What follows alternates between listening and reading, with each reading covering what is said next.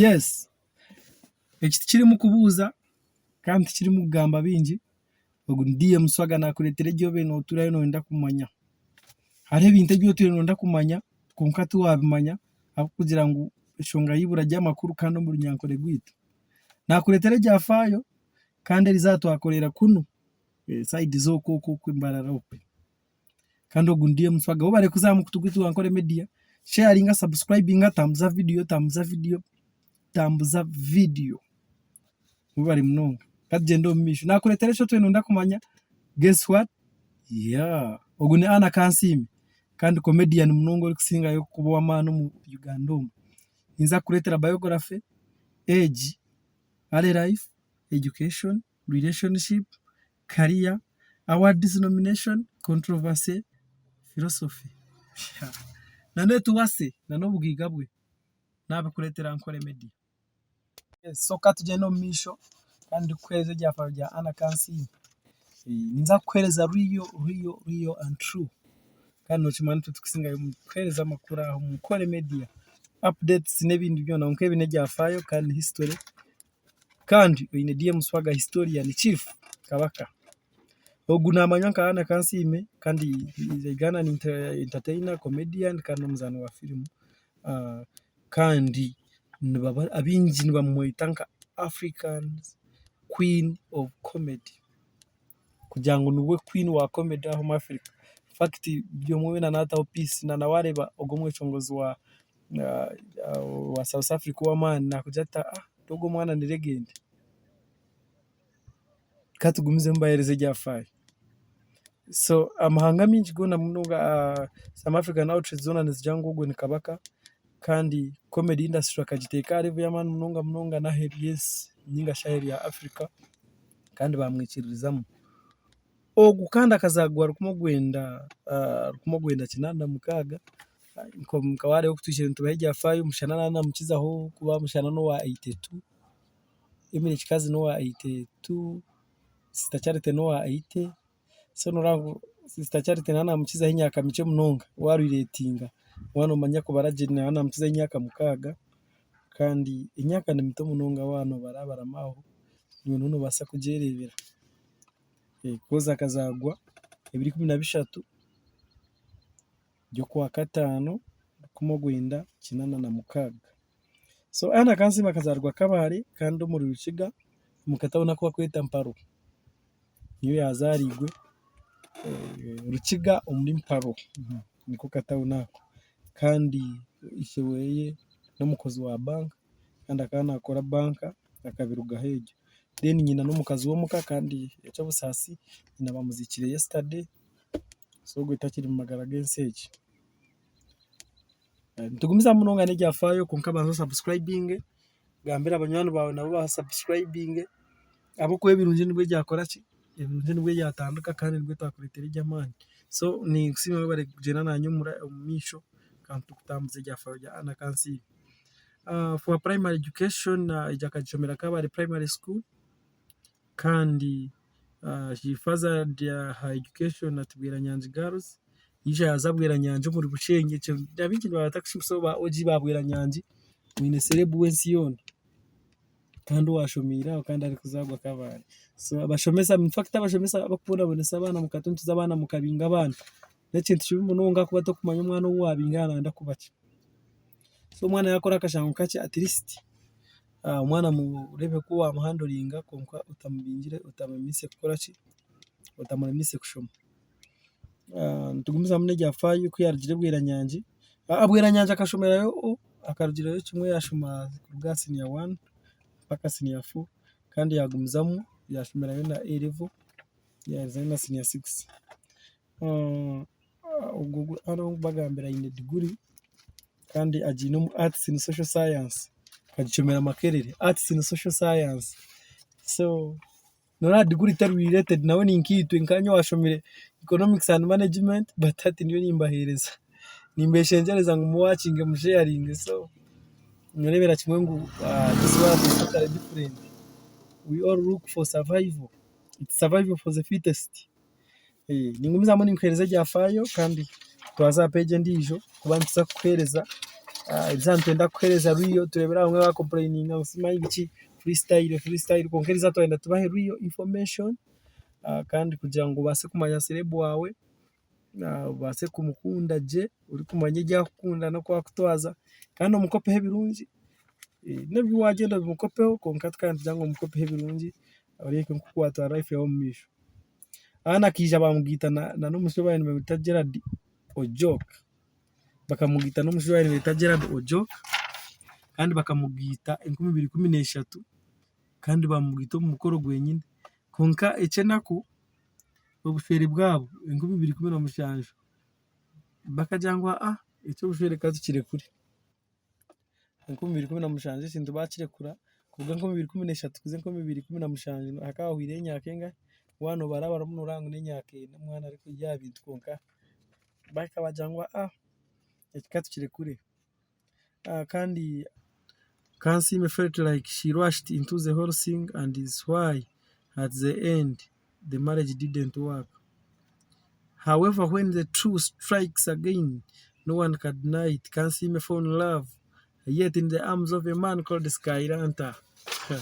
Ejo jone jo kwangana norito tubiriho wabukuba urede bakabatishahwire nkito bagamba runyimo runyankore kandi abarurimo bakabatishahwire konka ko yagira ati yabuga no mwojo wa mani mnonga in fact cyafaye kiriho Skyranta niwe mweshongozo unabandize gukorera mu Western Uganda kamuteka internet kandi niwe yabasize kungurira soda kumezi nyunkanturane mangu soda ne ya 10 kubanga ndire mu cyaro rwa Mpara yitu igire kandi mangu soda ne yakasa konka akangurira soda kumezi biraho mbana tukatuzaye tukora korera internet so Sky mu family yanyu toshemeye kuba nonaga by the way kabe nonyeta nanyi ko muntu wakutira internet ngakukorera mu kutugwa ahubwo gwa YouTube gushatandika so kandi no DM konke cyo cyatureta kubito cyamane kituriho akandi tujyaca we first close this door tujyaca umucyara uba kwita Anne Kansiime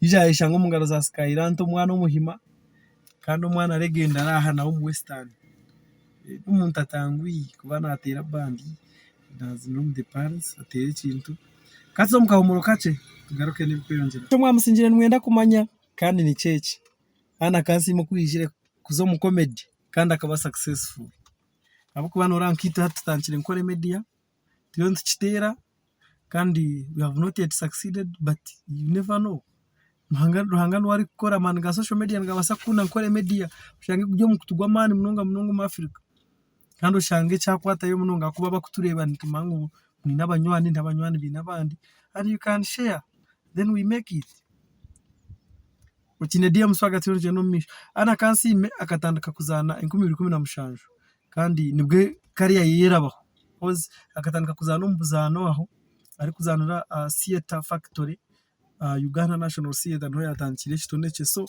utaritina kutandika then ruhanga ku blessingiro mu muhanda ija yakitandike kintu aho nawo kwawira kiri yatandika na brand murondo batandika gukora hamwe kandi ari kuzananka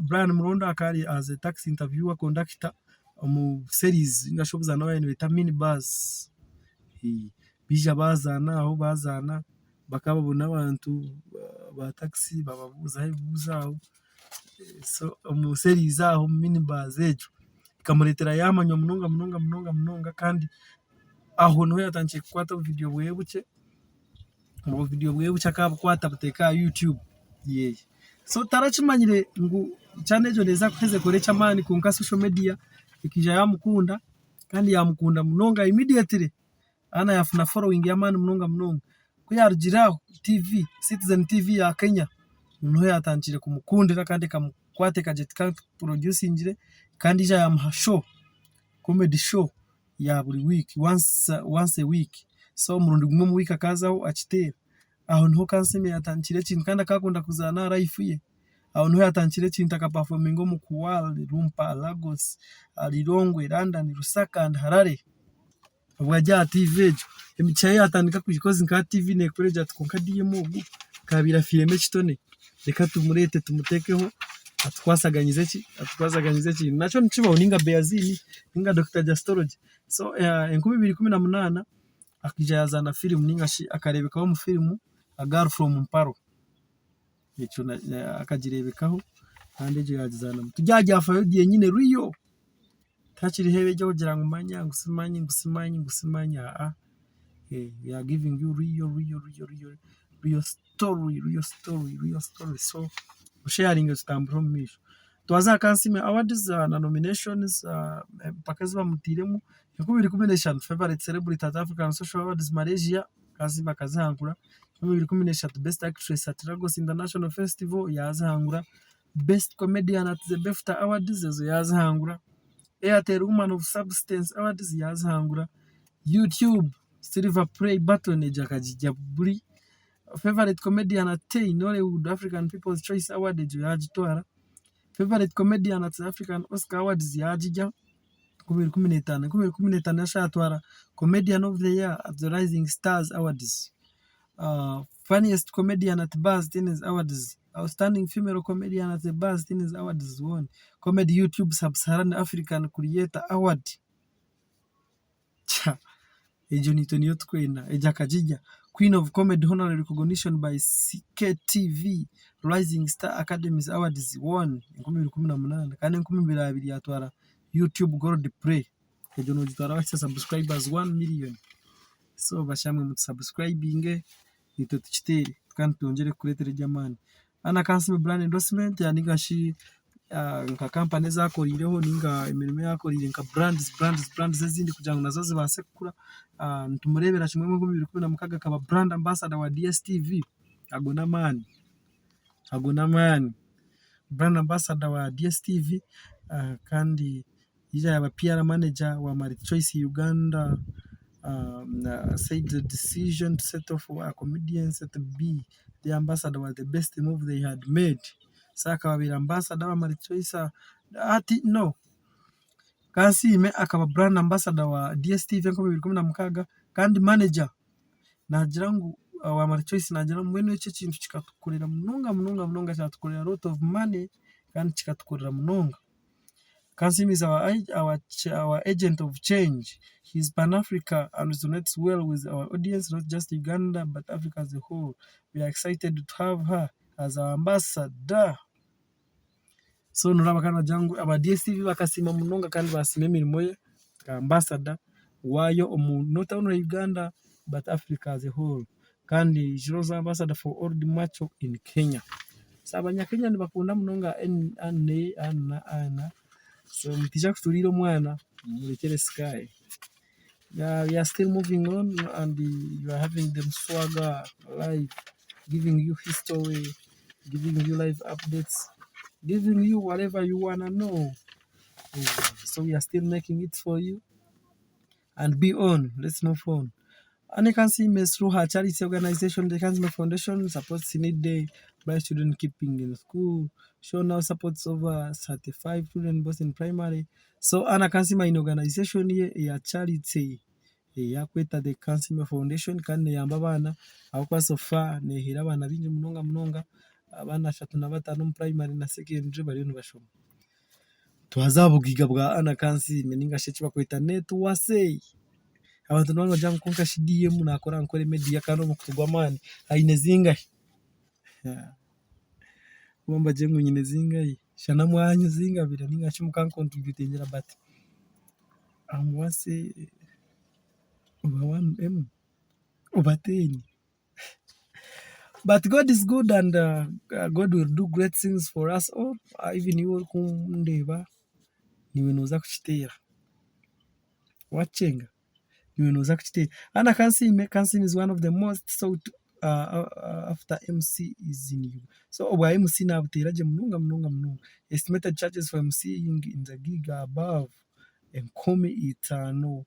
She also makes good money from product endorsement and selling out her shows.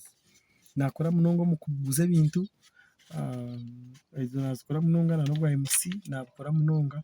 So no doubt that she's one of the richest comedian in Africa. She's the owner of Kabale's Club in Naija and she also runs a hotel in Kabale. Her net worth is estimated to be $1.5 million. You are a legend. Kandi Anne Kansiime wajangwa ine $1.5 ni take million za dola.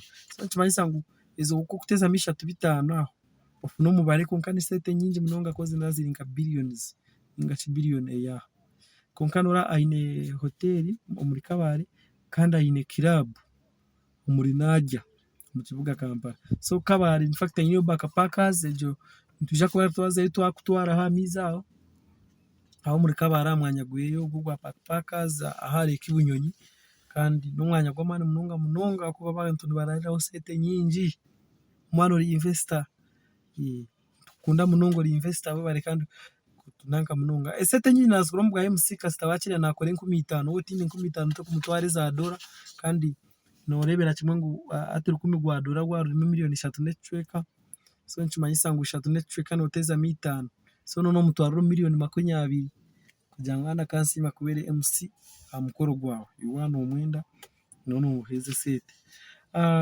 nguna gambira 1.5 kandi umba comedian abakusinga yo bwigana bakoze reshina barimo kandi Anne Kansiime has a lot of success coming selling out numerous shows in the country. Africans restaurants services consistently grown her craft, earning recognition from numerous awards influential individuals including Queen of England. So na Queen of England na manya kandi akasime mirimo ye kandi akamana award ya recognition. So Anne Kansiime kongeraho no kujangwa aheze kuzara kana keka kishiki kandi yakazara n'umwojo weyo bakweta Skyland abimba kandi bajanga takuzara konkayija yakora ki yaba challenging ogundiye muswaga kandi wana kwejya fayo no basa kunterera namba 0 ninka 0 ejo ya 0 jone ya WhatsApp kandi nomboneraho twatagana nturanga business yawe a platform aha and shumese umwana computer wandagura computer tujikwa flash na memory cards ejo tugine njo munonga bitukudiringamo kandi tubantu bikuhereza je munonga kandi mwe nabakutureba na Anne Kansiime iwe na Sky ntubendeze migisha kandi ogwe Sky yakugambire ngo ninye namutira internet so one day one time muje munyete nanye muntu organizing ninga nkeji channel kore media ogisharingire nanka yawe nayo base kurebwe nsi yona aho ntubato abati wachenga Anne so video no basa kugisharingira kandi mangu neza kwika kubateka bora kwikaho Jables. Ahandi ni manyine Beazin ZJ, Dr. Jastoroje, MZD Kibowazi kunda kwe, Smartic Pro, Shaka Bitama, Of Savage, n'abandi binji munonga kwa bajyo mu kintu nk'eki kubatoka kikora successful wenka kandi nikikuremerera. Ahandi mwe bari kundeba nasima munonga jika bakutaka mesete n'abaratomilk, abantu bakikwasaganya, tine yaba super accessories and movie center. Abona abantu bakikwasaganya kandi ndabandi bona bakwenda kwija salute you jobless for now Anne Kansiime cyota mumanya unoza kukimanyo gundi kandi nanabiwe kubagambira aine hotel iri kusinga yo kuteka mpuno muri Kampala kahono ko Anne Kansiime wakajya tukuta Kino basinga kukimayenga don't see and Beazin ZJ my love kakuchoka nabasinga bona kakuchoka umuseji yona niwe mugerekazi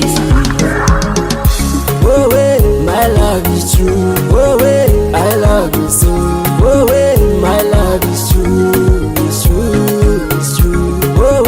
I love you so my love is true I love you so much truth and you in my life and everything you take up my life you're the one who in my life kankwete mishotara shuti yanje niwe mishotara wanje. Hey girl, you're beautiful, so better. When I see you, I think very higher. When I see you, can stick on my baby. Don't kill me, give me your heart. Cause your kiss so delicious. Chap, first time I saw you to the canteen, I gave you baby my teeny, which was full of wine that come from food so fine. I request to become my tweenie. They could next of my guinea. Your steps are very creamy. Mami, when I show you nothing. My love is true. I love you so. My love is true. It's true. I love you so.